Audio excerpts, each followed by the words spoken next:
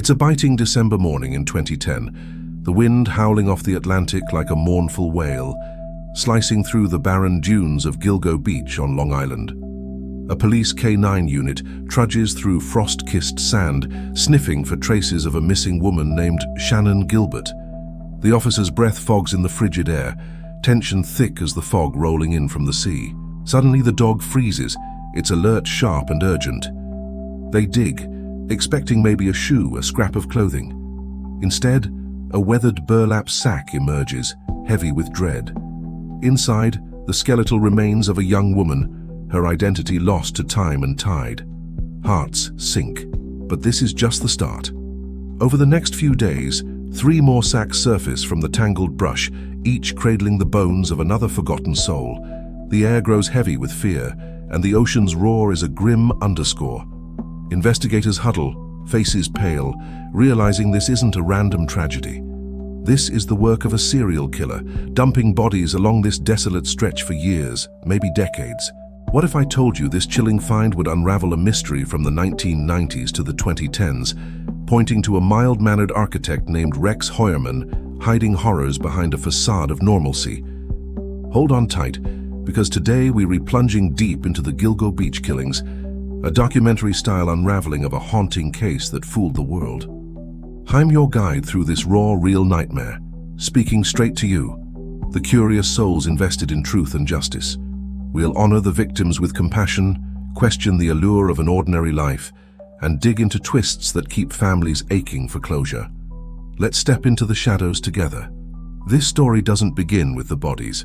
It starts with the vibrant lives they held, lives cut short by a predator hiding in plain sight. Let's meet the women known as the Gilgo Four, the core victims tied directly to Heuermann. First, Melissa Barthelemy, 24, from the Bronx. She was a dreamer training to be a hairstylist, her infectious laugh echoing at family gatherings. But life threw curveballs. She turned to sex work via Craigslist to pay bills, a choice born of necessity in a harsh world. Last seen in July 2009, her sister Amanda reported her missing, but the trail went cold. Then the unimaginable, taunting calls from Melissa's own phone, the killer's voice sneering, "Do you think you'll ever see her again?" Amanda's heart shattered each time, the cruelty carving deep scars. Next, Megan Waterman, just 22, is a devoted mom from Scarborough, Maine. She adored her young daughter, Lily, dreaming of a stable future. In June 2010, she traveled to New York for work, vanishing after checking into a Hopo hotel. Her family clung to hope, but the dunes held her secret. Amber Lynn Costello, 27, from Wilmington, North Carolina, was a fighter, battling heroin addiction, but clawing her way back. Petite and feisty, she advertised on Craigslist, and her last contact was a client offering $1,000 to $500 for the night in September 2010. Her sister Kim recalls her as full of life, always smiling despite struggles. And Maureen Brainerd Barnes, 25, from Norwich, Connecticut, is a single mom, independent and bold with 2 kids. She disappeared in July 2007 after heading to Manhattan for escort work, her last call home filled with everyday chatter.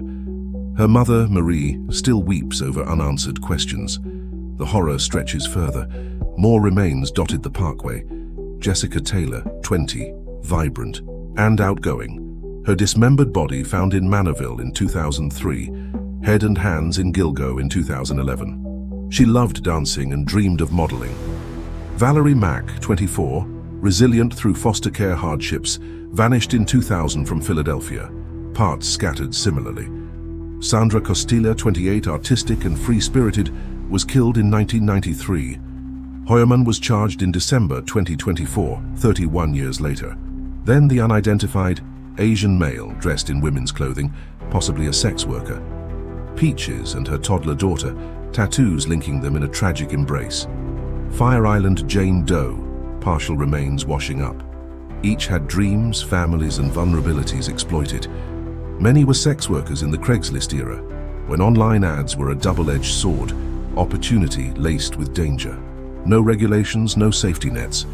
The killer targeted their isolation, luring with cash, binding with burlap, discarding like refuse. Society's blind eye to marginalized lives let this fester, the air thick with unspoken fears as communities whispered of a monster among them. Now shift to the suspect. Rex Heuermann, born 1964 in Massapequa Park, where he lived his whole life in a rundown red house across the bay from Gilgo. An architect with RH Consultants and Associates in Manhattan, he navigated building codes for skyscrapers, a precise mind in a chaotic city.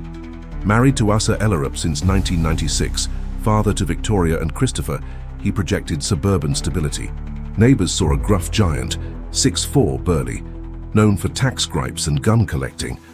But cracks showed, financial woes, a cluttered home hoarding over 200 firearms, and a basement vault.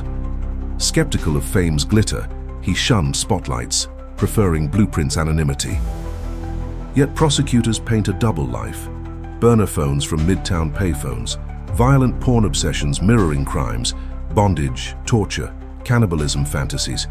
He allegedly struck when the family vacationed, Disney trips and Iceland jaunts, leaving him alone to prowl.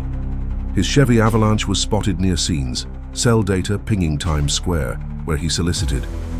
A planning document on his drive, checklists for supplies, duct tape, tarps, saws, notes on body prep, clean up, next time better.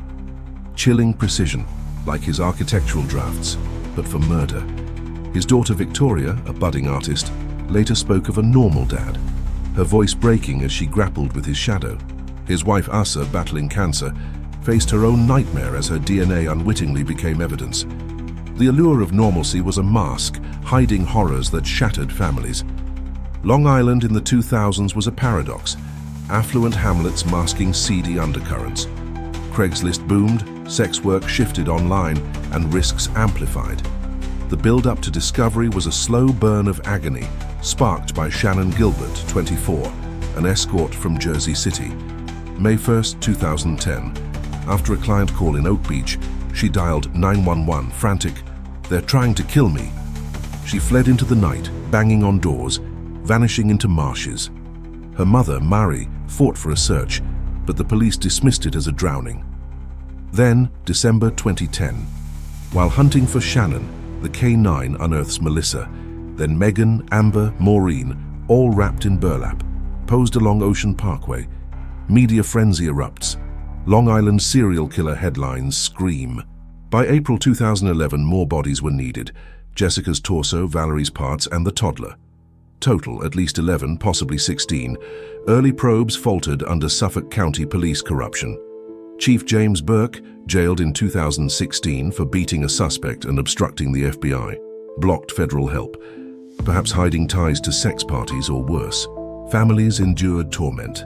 Amanda's calls from the killer detailing Melissa's fate, pinging from Penn Station to evade traces. "He knew where I lived," she recalled, voice trembling. Marie Brainerd Barnes pushed for answers, her grief raw. "Maureen was my rock." Communities avoided beaches after dark, fear palpable. Skeptical of quick resolutions, advocates like Shannon's sister Sherry fueled documentaries, keeping pressure on. Years dragged, the 2012 task force stalled. A 2022 reboot under DA Ray Tierney shifted gears, fresh eyes on old evidence, pizza crust DNA from Heuermann's trash sealing the link. Time was running out for the secrets buried in the sand. The mystery unraveled like a frayed burlap thread, pulling apart years of deception. March 2022. Task force revives, combing cell records, witness statements. A breakthrough. 2010 witness described Amber E.S. client as a tall ogre in a first-gen Chevy Avalanche. Vehicle registries lead to Heuermann. Only 11 trucks in the area matched. Surveillance ramps up. Tails in Manhattan. Garbage sifts, yielding DNA. Bombshell. Mitochondrial DNA from wife Asa's hair on 3 victims' bindings. Transferred innocently, perhaps via Heuermann's clothes. Nuclear DNA from his discarded pizza crust matches Megan's hair. Advanced whole genome sequencing on degraded samples confirms. Inextricably interwoven, D.A. Tierney declares. Digital forensics reveals horror. His Google searches. Why can law enforcement trace burner phones? Gilgo News. Hard drive yields a manifesto. Hit harder. Remove marks. Sleep deprived for torture. Porn cache. 10 hard drives of sadistic content, aligning with victims' blunt force trauma, asphyxiation, and mutilation. Phone records show calls to victims from Midtown where he worked, and burner phones bought under aliases. For cover, taunts to families used voice modulation apps such as locations like Times Square. Twists piled on. Red herrings misled. Dr. Charles Hackett, Oak Beach resident, made odd calls to Shannon's mom. Cleared. John Bitrolf, Manorville killer, convicted in 2017 for 2 similar murders. DNA mismatch. Burke's corruption delayed FBI profiles pegging the killer as a white male, 25-45, local. Heuermann fit, Massapequa native, commuted past Gilgo. Family absences synced with killings. 2007 Iceland trip during Maureen's death. 2009 Disney amid Melissa's. Arrest came on July 13, 2023, outside his Fifth Avenue firm. Heuermann was stunned. Home raid. 279 guns, a vault, doll parts eerily posed. Charges start with 3, climb to 7 by June 2024. Jessica, Valerie, and Sandra added. December 2024 brings Costilla's 1993 murder charge, marking 30 years. Defense fights, separate trials, suppressed DNA as unproven tech. In September 2025, Judge Timothy Maze ruled that at one trial, DNA was admissible. Families gasp in court, relief mixed with pain. But unknowns persist. Shannon's accidental drowning. Autopsy shows strangulation signs. Family sues for reinvestigation. More bodies. Recent Jones Beach finds are unrelated, but whispers grow. Other suspects like John J. Terrell, a drifter, or links to Atlantic City murders, fizzle without evidence. Time presses. The trial looms, urgency mounting as evidence stacks. The climax builds in Riverhead courtrooms, and Heuermann's not guilty plea is a defiant echo in packed galleries. As of October 2025, he's held without bail at Suffolk County Jail, next hearing January 13, 2026, for discovery. No trial date, but prosecutors gear up. 100+ witnesses, millions of pages, the manifesto detailing premeditation, saws for dismemberment, acid for cleanup. Small is good for victim selection. Empathy surges for victims' kin. Lynn Bartholomew's weary eyes, fighting grief. Megan's daughter Lily, now a teen, robbed of her mom. Marie Brainard Barnes advocating for sex worker safety. They were humans first, Marie insists, voice cracking. Heuermann's family fractures. Victoria, 27, visits jail, torn by belief in his guilt.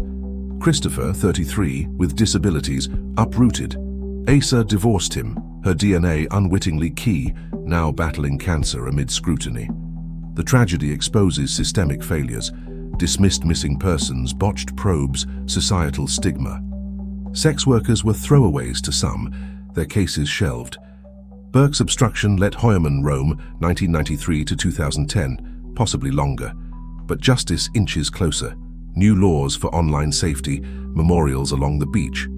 Still, questions haunt. More victims buried? Did corruption prolong the spree? Reflect deeply. Behind normalcy's veil, horrors hide. The allure of a quiet life masked a predator. These women deserved lives full, not endings in sand. Their stories demand we question the truths we accept and fight for the overlooked. As we close this documentary, dive into the abyss and feel the weight, the urgency to remember and act. Cases like Gilgo spark change, demanding better for the vulnerable.